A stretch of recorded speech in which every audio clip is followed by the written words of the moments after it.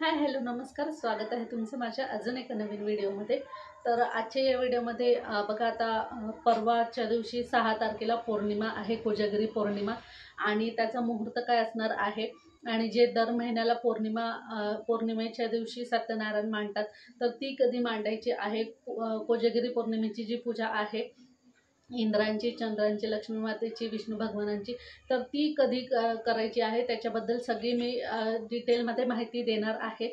आणि त्याचबरोबर कोजागिरीची पौर्णिमा कशी करायची आहे त्याचा एक वेगळा व्हिडिओ येईल आपल्या चॅनलवर, त्यासाठी आत्ताच सबस्क्राईब करा।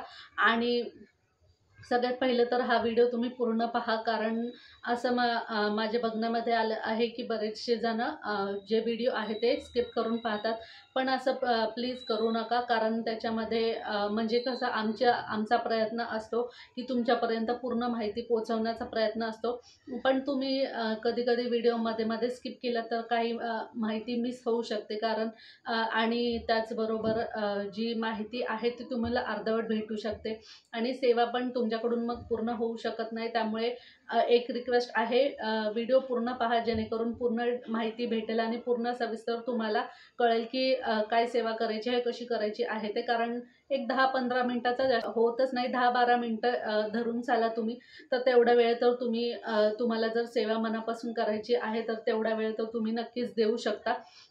त्यामुळे रिक्वेस्ट आहे की पूर्ण व्हिडिओ पहा, स्किप न करता कुठेही। तर चला आता आपण आपल्या व्हिडिओला सुरुवात करूया। आणि त्याचबरोबर ज्यांना कोणाला नवरात्रीमध्ये सेवा करणं जमलं नाहीये किंवा तुमच्याकडून सेवा झालेला असेल काही आणि असं वाटत असेल की अरे आपण ही सेवा करायला हवी होती, आपण हे करायला हवं होतं, तर ते पण तुम्ही कधी करू शकता, कसं करू शकता ते पण मी तुम्हाला सगळं ह्या व्हिडिओमध्ये सांगणार आहे। त्यामुळे व्हिडिओ पूर्ण पहा। तर सगळ्यात पहिलं बघायला गेलं तर कोजागिरी ही जी पौर्णिमा आहे ती वर्षातली सगळ्यात मोठी कोजागिरी पौर्णिमा मानली जाते, कारण या दिवशी आपल्या लक्ष्मी मातेचा समुद्र मंथनातून उगम झालेला होता। त्यामुळे सगळ्यात मोठी पौर्णिमा आहे ही। आणि लक्ष्मी मातेचा वाढदिवस पण, जन्मदिवस पण आपण मानतो, कारण समुद्र मंथनातून लक्ष्मी माता अवतरली होती या कोजागिरी पौर्णिमेच्या दिवशी। त्यामुळे सर्वात मोठी पौर्णिमा आहे ही। त्यामुळे लक्ष्मी मातेची जमेल तितकी जास्तीत जास्त सेवा आपण करायला हवी। तर सगळ्यात पहिलं पाहूया मुहूर्त काय आहे ते। सोमवारी 6 तारखेला 12:23 सुरू होते आणि दुसऱ्या दिवशी म्हणजे मंगळवारी 7 तारखेला 9:17 संपते।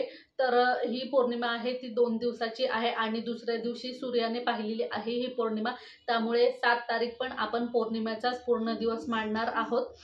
तर जे कोणी दर महिन्याला सत्यनारायण करत असतात, जे कोणी स्वामी सेवेकरी आहेत, ते दर महिन्याला जे सत्यनारायणची पूजा मांडणी करत असतात, तर त्यांनी 6 तारखेला प्रदोष काळी आपण सत्यनारायणची पूजा मांडणी करायची आहे, कारण सत्यनारायण जे आहे ते प्रदोष काळीच मांडले जातात, जे दर महिन्याला करतात ते। आणि ज्यांना 6 तारखेला शक्य नाहीये तर काही हरकत नाही, तुम्ही दुसऱ्या दिवशी 7 तारखेला जे सत्यनारायण आहे ते मांडू शकता, कारण सूर्याने बघितलेली आहे पौर्णिमा। त्यामुळे दुसऱ्या दिवशी पण पूर्ण दिवस आपण पौर्णिमेचा मांडणार आहोत। आणि त्यामुळे 6 आणि 7 तारखेला दोन्ही दिवशी तुम्ही सत्यनारायणची पूजा करू शकता। त्याच्यानंतर आता आपल्याला सेवा काय करायची आहे कोजागिरी पौर्णिमेची, तो तर व्हिडिओ येईलच आपल्या चॅनलवर। आणि आपल्याला आता जसं मी मगाशी सांगितलं, नवरात्रामध्ये ज्यांना कोणाला सेवा करणं शक्य झालं नाही आणि ज्यांना कोणाला असं वाटत असेल की आपल्याकडून ही सेवा मिस झाली, तर ती सेवा तुम्ही कोजागिरी पौर्णिमेच्या दिवशी त्या सेवा तुम्ही करू शकता। तर काय काय सेवा तुम्ही करू शकता, कारण एक तर कोजागिरी पौर्णिमा आहे, वर्षाची सगळ्यात मोठी पौर्णिमा आहे। त्याचबरोबर लक्ष्मी मातेचा जन्मदिवस आपण मानतो, तर ह्या सेवा आपण लक्ष्मी मातेच्या करायला हव्या। त्या म्हणजे किंवा आपण नवरात्री ज्यांना शक्य झाले नाही ते ह्या दिवशी कोजागिरी पौर्णिमेच्या दिवशी लक्ष्मी मातेच्या आपल्या भवानी आईच्या, आपल्या कुलस्वामिनीचा कुळाचार वगैरे करू शकता। तर सगळ्यात पहिले तुम्ही दुर्गा सप्तशतीचा पाठ करू शकता। आता दुर्गा सप्तशतीचं तसं बघायला गेलं तर अध्याय बरेचसे मोठे आहेत आणि पूर्ण एक पाठ करणं शक्य होत नाही। ज्यांना कोणाला वाचायची आणि कंटिन्यूस वाचायची किंवा नेहमी वाचतात जे, त्यांना काही हरकत नाही आहे, खूपच छान आहे। पूर्ण पाठ तुम्ही त्या दिवशी पौर्णिमेच्या दिवशी करू शकता, कारण बाकीच्या पण सेवा असतात आपल्या, मग सत्यनारायण झालं, दररोजची आपली सेवा झालं, कोजागिरी पौर्णिमा आहे, आपलं घर वगैरे आपल्याला स्वच्छ करत असतो आपण, त्यामुळे त्यामुळे भरपूर वेळ जातो, त्यामुळे एक पूर्ण पाठ करणं शक्य होणार नाही. त्यामुळे ज्यांना होईल ते तर खूपच छान, अतिशय छान आहे. पण ज्यांना शक्य होणार नाही तर काही हरकत नाही. दुसरा एक मार्ग आहे, जे वाचल्यानंतर आपल्याला दुर्गा सप्तशती वाचल्याचं फळ मिळतं. तर ते कोणतं आहे? सिद्ध कुंजिका स्तोत्र. ही कुळदेवीची खूप छान अशी सेवा आहे.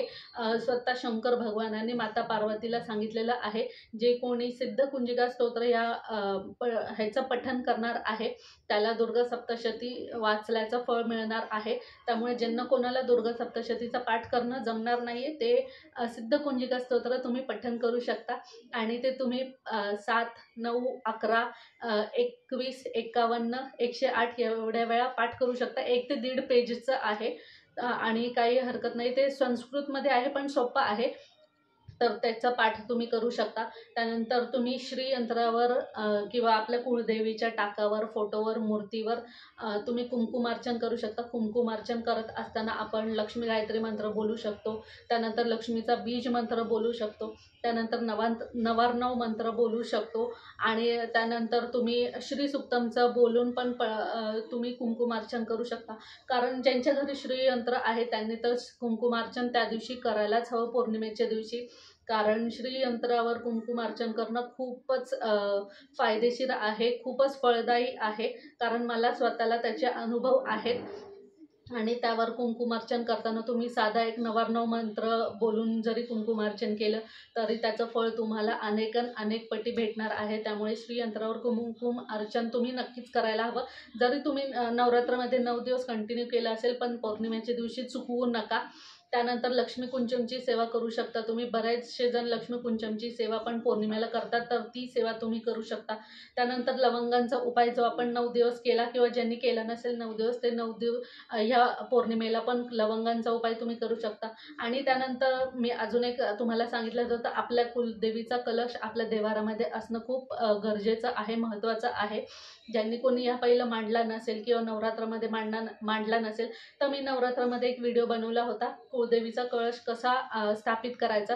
तर तो व्हिडिओ पाहून तुम्ही येत्या पौर्णिमेला कुळदेवीचा कलश नक्कीच स्थापन करू शकता. कारण महत्त्वाचं आहे आणि खूप गरजेचं आहे. आपल्या कुलस्वामिनीचा आपल्यावर लक्ष असणं गरजेचं आहे, महत्त्वाचं आहे. त्यासाठी कुलदेवीच्या नावाने कलश आपल्या देवारामध्ये असायलाच हवा. त्यानंतर लक्ष्मीला प्रिय असणाऱ्या वस्तू, गोष्टी तुम्ही तुमच्या घरामध्ये आणून तुमच्या देवारामध्ये स्थापित करू शकता. काय आणायचं आहे ते मी अजून एक माझ्या वेगळ्या व्हिडिओमध्ये सांगितलेलं आहे, तो पण तुम्ही माझ्या चॅनलवर नक्की चेकआउट करू शकता. तर त्या वस्तू तुम्ही पौर्णिमेच्या दिवशी आणून स्थापित करू शकता किंवा आदल्या दिवशी वगैरे आणून पण तुम्ही नक्कीच स्थापित करू शकता. पौर्णिमेच्या दिवशी त्याची स्थापना करायची आहे. कमळगट्ट्याची माळ तुम्ही आणू शकता, कारण कमळगट्ट्याच्या जे बी आहेत त्याला आपण लक्ष्मीचं जिवंत स्वरूप मानतो आणि लक्ष्मीचा त्या दिवशी जन्मदिवस आहे. तर कमळगट्ट्याची माळ तुम्ही नक्कीच घेऊन या घरी आणि त्याची स्थापना करा. त्याची स्थापना कशी करायची आहे त्याचं पण मी डिस्क्रिप्शनमध्ये लिंक देते, नक्कीच चेकआउट करा तुम्ही. आणि खूप उपयुक्त पडेल तुम्हाला तो व्हिडिओ पाहिल्यानंतर, कारण त्याचे सविस्तरमध्ये मी डिटेलमध्ये व्हिडिओ बनवला आहे. तो मी लिंक डिस्क्रिप्शनमध्ये नक्कीच देते, नक्कीच तुम्ही चेकआउट करा. तर अशा या भरपूर सेवा तुम्ही पौर्णिमेच्या दिवशी करू शकता आणि आशीर्वाद प्राप्त करून घेऊ शकता तुमच्या कुलस्वामिनीकडून, आई भगवतीकडून, भवानी आईकडून, महालक्ष्मीकडून आणि लक्ष्मी मातेकडून. तर सेवा करा, नक्कीच तुम्हाला ह्याचं फळ भेटणारच आहे.